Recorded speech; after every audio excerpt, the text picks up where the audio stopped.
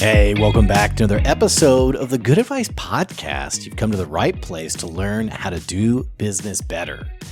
On the podcast today, we have Jessica Uranga, who's the executive director of Beautiful Lives Thrift Boutique. It's a local business here in Northwest Arkansas. We're going to hear a little bit about her approach to business and some of the really exciting and cool things happening with Beautiful Lives. If you don't know much about this nonprofit, you definitely need to check out more information. They are doing some pretty incredible stuff and some stuff that I personally really support. So all that to say, before we dive in, we have a word from one of the businesses that sponsors this podcast. Check this out, and we'll be right back soon. There's one single piece of advice that I give to business owners who are ready to scale their business drastically. And that's knowing exactly what you need to hand off so that you can continue focusing on what you're an expert in. It amazes me when I talk to business owners who are doing their own bookkeeping and tax prep, and worse, that they're going through all this paperwork at 10 o'clock, 11 o'clock, even midnight, slaving away trying to make sense of all of the numbers for their business. Business owners who are making it happen have already figured out that you can't do it all yourself. That's why I recommend Steve Lay with Equity Business Solutions. Not only is he an expert in bookkeeping and tax prep, but what I love about Steve is that he'll sit down with you and help you make sense of the value of your business beyond just reading a spreadsheet. You'll be able to make better decisions, and more importantly, you're going to save yourself the crucial time you would have spent going through QuickBooks or an Excel spreadsheet or whatever it is that keeps us up late at night. So save yourself some time and some money by giving Steve Lay a call at Equity Business Solutions, and he'll show you the value beyond your numbers. Go to equitybusinesssolutionsllc.com to find out more. Jessica, it's so great to have you on the podcast today. Great. Thanks so much. I'm excited to be here, Blake. I feel like this has been a long time coming because I've run into you a few times where I'm like, we got to get you on the show. I was thinking back. We had a mutual friend that I was actually having coffee, and she saw you and you came over and said hi. This was a couple of years ago.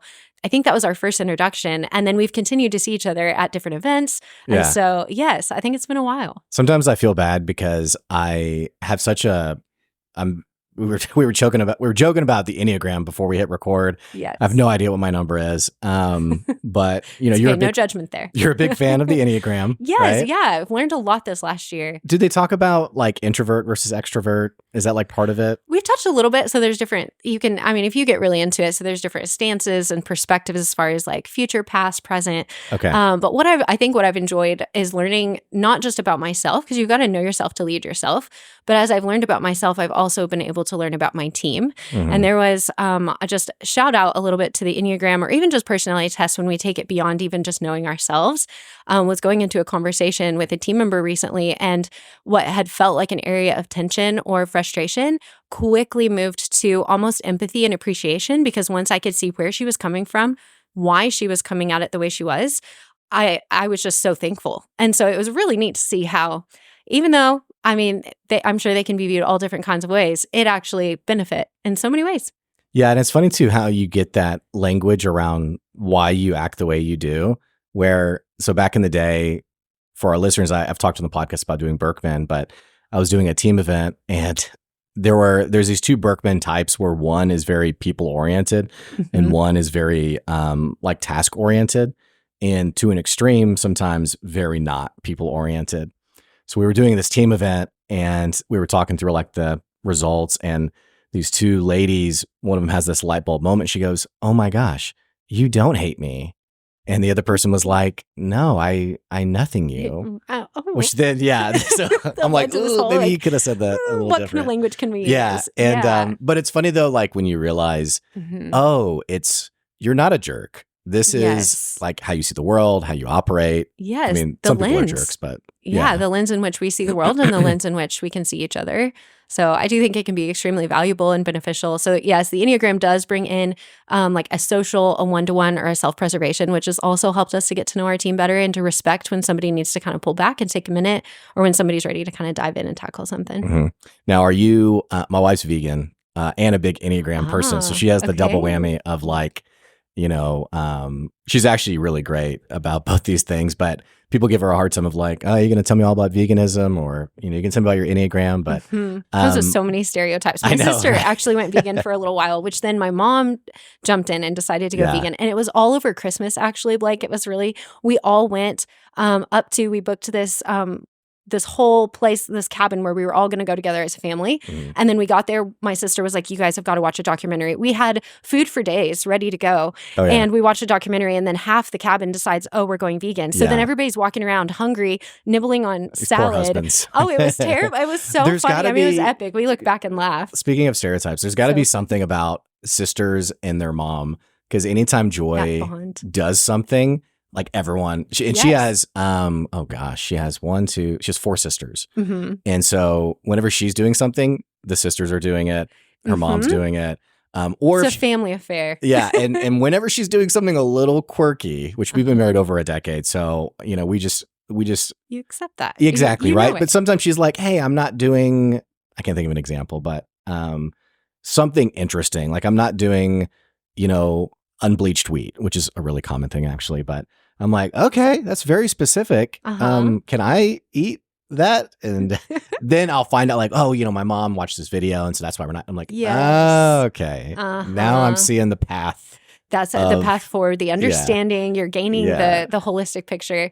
I would say it's so fun, though. I mean, our family can be similar. We can all kind of get on this kick of something, and then we run with it. So I'm trying to think of an example of when our family has done that. But I think it's also really sweet to see how much we there's that camaraderie that comes, I think, too, and just all of us doing something similar, all of us experimenting and trying something. But I think it can be respected. I respect your wife, too. I'm sure there's convictions that come along with that. And well, it's funny, too, the things that are really a big deal that you realize are not a big deal. Because when my wife first told me she was going to be vegan, I was like, well, just so you know, I'm not doing that. And now it's been years at this point where, it's really not a big deal. Like I'll make dinner and I just won't cook the chicken until like I've plated her food, and then I'll make the chicken and put it on mine. So it's changed, even just kind of the dynamic and how you. Yeah. Well, I mean, it's also normal though, if that makes sense. It's different, become but normal. normalized in your home and how you go about mealtime. Yeah. That's awesome. But that was my roundabout way. I don't remember how we got here. Enneagram, I was like, trace it all back. Well, I was trying to talk about my personality because we were talking about the nature of the podcast. That's right. And you don't know your number, but. Yeah. And I was trying to say, I don't know if I'm an introvert or an extrovert, because I have felt like I'm introverted. But then what I really like about the podcast is it's really nice to be able to sit down with someone. That was my long-winded way of trying to say, I'm excited to sit down with you today. Yes. So without typing you, I'm typing you just a little bit. Maybe you got a little bit of one-to-one in there. Okay. I like it. Well, so anyway, the listeners have already heard the intro about who you are, what you do. I'd love to give you an opportunity to share a little bit about you and A Beautiful Lives. Yeah. So bringing it full circle, talking a little bit about the Enneagram. I am a 3 on the Enneagram, so big achiever, and that's just been my heart. And I believe that coincides so much with my God-given giftings in this world, and what I have to offer the world. I currently sit and am so honored to hold the role of executive director of a nonprofit organization here in Northwest Arkansas called Beautiful Lives Thrift Boutique. We've been going through some transitional change since my time of coming on as executive director. I really wanted to see some practices and some different things set up to where there's long-term sustainability for the organization. We also are wanting to launch and start up some new initiatives. And so with looking at all of those variables and factors, and then as the visionary that I naturally am, looking 20 years in advance, I believe that it is my job, our job as a team right now, if we look at it almost like the generation that's working right now to then set up the next generation that's going to come after us. And so one of the really big things that we've been working on this year is founding an organization that's going to be the umbrella organization for Our Beautiful Lives as a DBA. And then there's some multiple DBA initiatives that are going to be rolling out pretty soon. Can you talk about any of them? I can, yeah. So the name of the umbrella organization is called Purpose Brands 414. And it is to be a catalyst to start marketplace businesses and initiatives that are kingdom minded. Wow. And this so is intriguing. we're so excited. And what is really neat is that it lays a foundation for some of the ideas and concepts that we've really been thinking about and praying over for a while, and just really lays a solid runway. And so Beautiful Lives was actually started by a church and has been a DBA.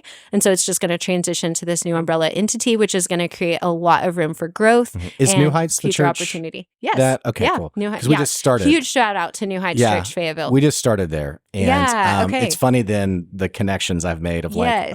they're involved with, okay, cool. Yeah, there's quite a So- few, and we're super thankful. And was it Purpose Brands? On Purpose? Purpose Brands. Yep, Purpose Brands 414. And it's 414, is that a Bible So verse? it is, yeah. It's actually okay. from Esther 414 for such a time as this. So, yeah. Okay, great. Yep. So because I know actually real quick for the listeners, the mission of Beautiful Lives. Yes. Part of me wants to say it from my perspective, but I don't want to butcher it. Yeah. Part of me is intrigued to hear you try. How I perceive it is I see it as an opportunity to acknowledge dignity in women and to give them an opportunity to actually go and get clothes that maybe they typically wouldn't go get or go acquire. But really that God-given dignity piece has always, in my mind, been a central foundational point. I don't know how well that... I think that's so exciting to hear that's it way back off. from you. That's, No, okay. It was actually really accurate from how we see it. And I think to hear it from you, to hear you share that is your perspective, I mean, that just brings us so much joy because we're like, good, like that is the mission and that is being translated out really clearly. So women have the opportunity to have a dignified shopping experience at a thrifted price point. And I think what so many of us have experienced, we all have experienced to a certain degree, is our changing economy and how much we have all had to change some of our shopping habits or experiences or the way that we choose to navigate shopping. And so I think what Beautiful Lives meets is that no matter whether you are a woman who cares about sustainability and you want to shop secondhand because you do care about the imprint of the plant that's taking place with fashion, then you can choose to shop thrift. Or if you're at a place where you are tightening up your budget or maybe changing the way that your budget operates, knowing that there are changes going on in the economy, you can choose thrift. But then for the woman who maybe is struggling to even shop at all, Beautiful Lives does have the ability to give in-kind gift certificates. And even then, we call them gift certificates, not vouchers, because women can come in and purchase gift cards or gift certificates, but then we can also gift certificates.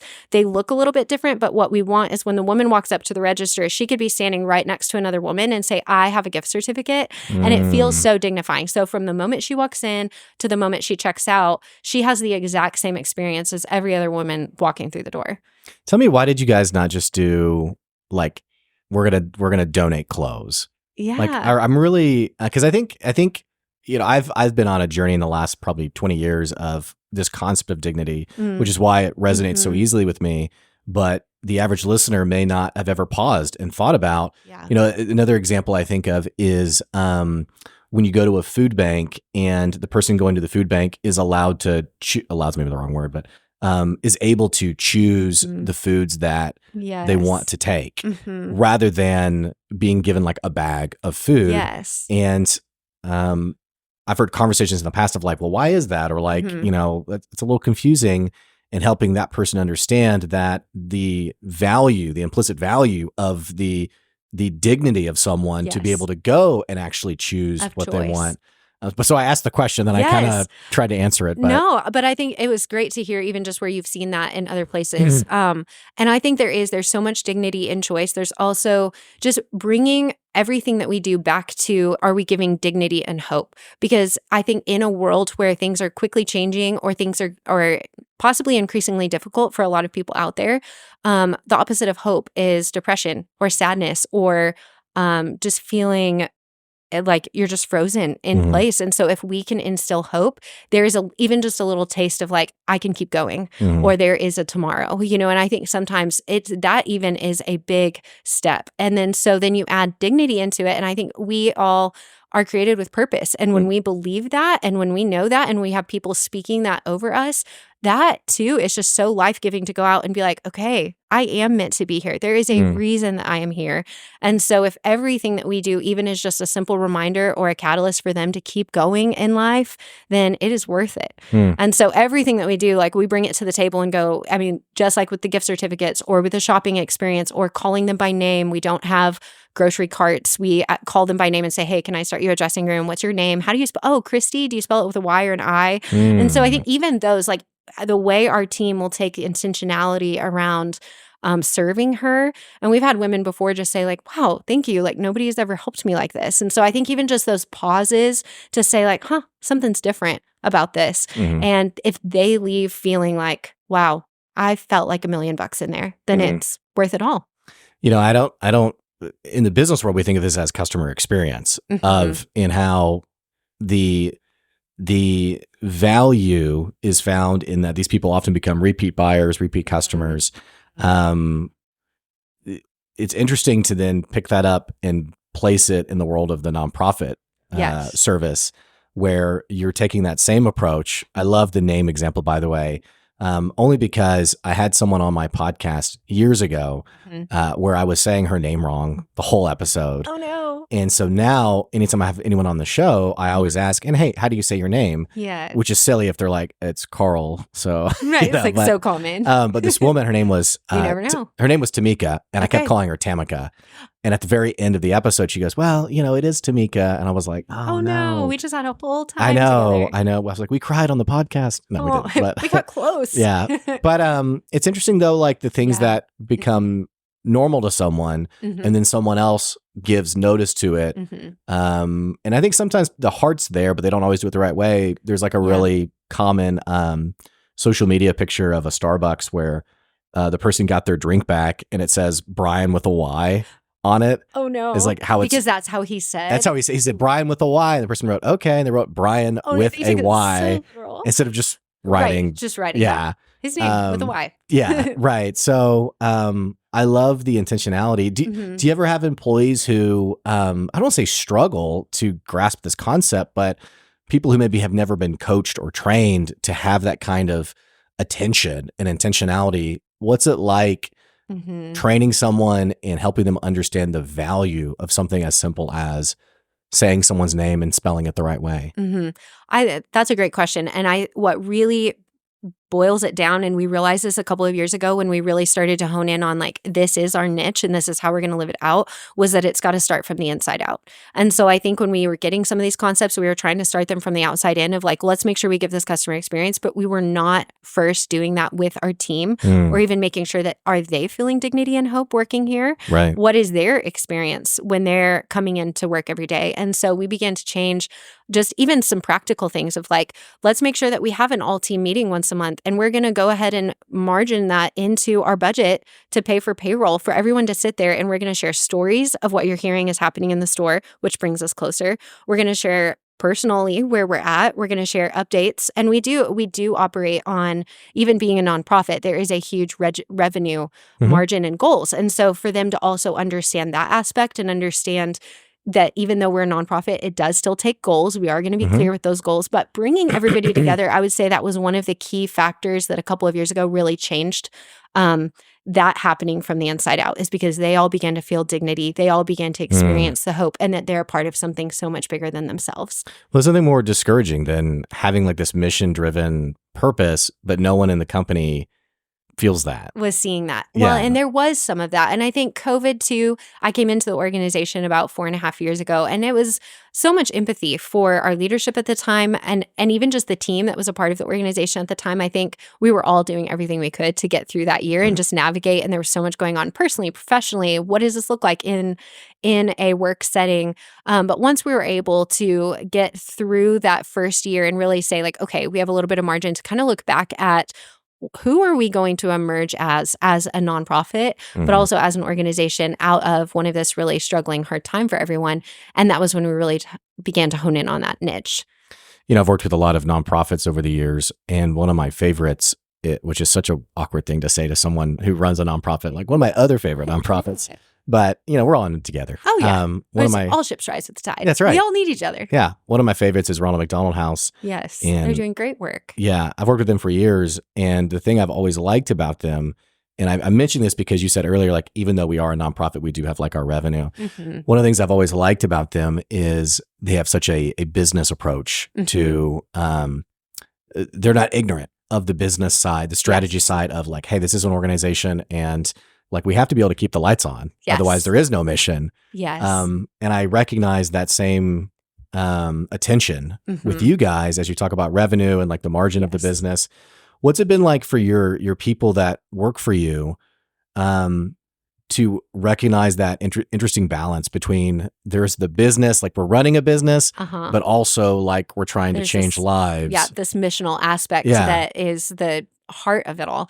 There are times that it is challenging. I think many times too, because we are a faith-based organization, we attract women who come from faith-based backgrounds, maybe some from church ministry or different backgrounds. And so it's very foreign to them to come in, and we are extremely revenue-driven. We are extremely goals and business-oriented and have a lot of practices. And so when they come in, they can be a little put off by that. And so when we've explained that turning the lights on is a part of giving her dignity, if we were to turn the lights off, that would not be a dignified shopping experience. And so bringing it all back to our core values and into our guiding document, which is our mission, vision, purpose, and then our core values. And then every question that comes up and be like, okay, hey, let's bring it back to the guiding document. How does this line up? Oh, if it's not lining up, yeah, let's take a look at this. We want to make sure that we are staying aligned. And so oftentimes I feel like that has been so helpful for them to understand the vision, for them to understand the why.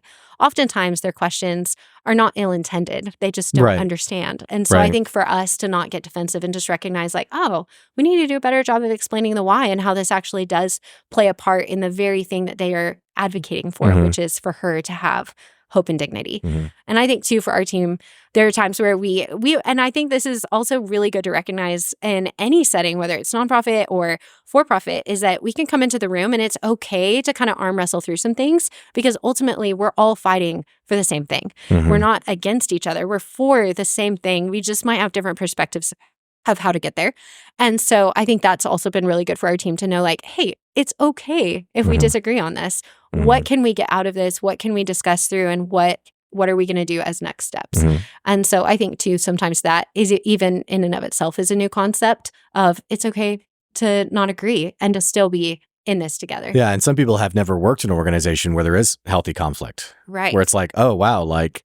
And we kind of promote it. So we kind of encourage it. And so I think too, you bring in, so we have 54 women on staff right now. Wow. And so we get that question a lot too, is like, how do you do it working with 54 women in a workplace?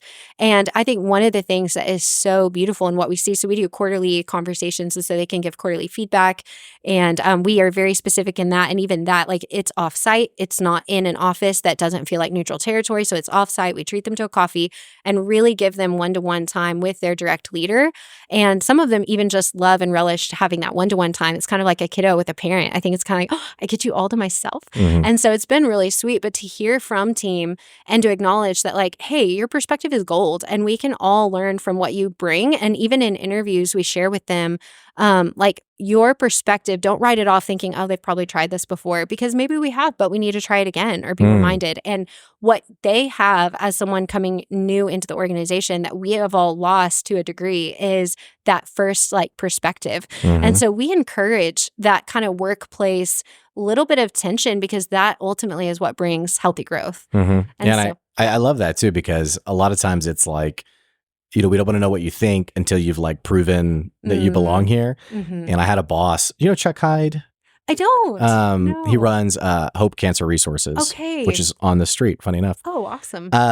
But another nonprofit, but he was my boss years ago. And I remember whenever I first started working for him, he was like, hey, we're going to have a 90-day check-in and I want to know everything that you think is broken. Wow. Which for like, that's powerful. A guy in his 20s, I mean, new to the business, there's probably like too long of a list of just like naive, criticism or whatever. But I just remember having that meeting and he just was like, hey, thanks so much. Like, this was great. And there wasn't any of like the ego of, you haven't proven yourself here. Right. No guilt associated or no. Yeah. You didn't feel like you had to hold back. Well, you think about the buy-in that creates for an employee who now realizes, oh, my my perspective does matter. Mm-hmm. And I've even heard it, on the other side of it where, maybe an employee doesn't have an opinion on the things that the boss or whoever wants them to. Mm-hmm. And often it's because the boss hasn't created the opportunity for that person to really engage with some of those bigger picture, they're, for lack of a better phrase, they're locked into the cubicle because that's where they spend their whole day. Mm-hmm. There's never a team meeting or, a stand-up meeting or, we talk about the big picture. And they can lose, I think you nailed it. Like if they lose sight of the big picture, then they can lose sight of their why or what we're all working after. Because we all are solving problems every day in our role, and so if we get honed in on the little things, it can be really difficult to remember our why.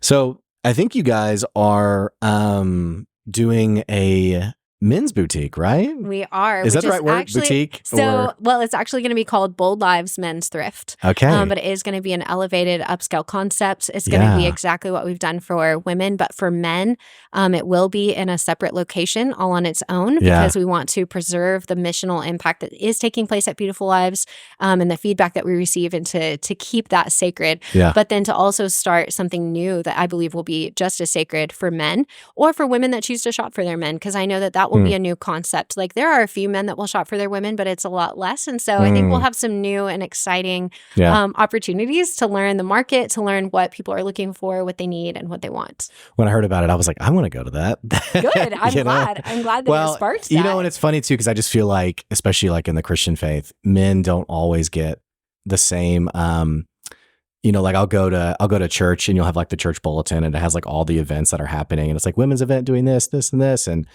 I always look to see like what is there for men? Yeah. Because a lot of times at a lot of places there just isn't there isn't something for men. So I love that you guys are giving attention to men. Yes. What a weird way to put it. Well, and I think it's gonna meet a real need that's out there. I mean, men also need you can go find thrift for women through consignment. You can go find so many different ways that thrift is being done. I'm thankful that Beautiful Lives is playing in that realm. But we are just one of many offerings that offer thrift to women. And there's really not a concept out there that has come out and said, hey, we want to do this for men, but do it really well. And so, and maybe there is just not here. And so we want to be the one that is going to start that here. So it's planning to launch in fall of 2025, which was also part of the reason that Purpose Brands 414 was started, was to also be an umbrella for that initiative as well. That's really soon. It's coming. Yeah. It's exciting. I mean, that's this year. Yeah. So we have a lot. And something that was really new last year that was really exciting is we just opened up a warehouse space to hold all of our off-season items, because something unique about Beautiful Lives is that we only put out summer and spring items from March to September. And then from September to March, we put out all fall winter items. And so we do a huge event where we flip the store, we sell tickets, and women can come and be the first to shop the new season product. And it's called Fall Flip or Spring Flip. And it's so much fun. Our team, it's one of our favorite times of the year. The public shows up so big. We have lines around the building. Like, it's just a blast. And so last year we felt the need. We had offsite storage units, which was great, met a need for a time, but then we were excited to have this new space. And what's been exciting is just by word of mouth, already we have so many items for men. And so it's exciting. I think it gets our team excited to see that, like, it is coming, but already we have so many of the tools to support it. And the community is already rallying with very little being shared yet. That's a good sign. It is so good. Well, Jessica, this has been so fun having you on the podcast. We're out of time. It goes by quick. It does. For people who are listening who'd love to connect with you, what's the best way for someone to do that? Yeah, so as of right now, I would search beautifullivesboutique.com, or you can look me up on LinkedIn at Jessica Uranga, and I'd love to connect. Okay, great. Well, thank you for coming on the show today. Thank you so much for having me, Blake. Hey, for our listeners, if you're a first-time listener, what the heck are you waiting on? Click that subscribe or follow button so you can keep getting good advice wherever you are. Don't forget, if you ever want to support the podcast, we have our Patreon, patreon.com/goodadvice, or you can advertise on the show reaching out to Blake at goodadvicecoaching.com. We appreciate those of you who supported the podcast long-term. That's today's good advice. We'll catch you later. See ya.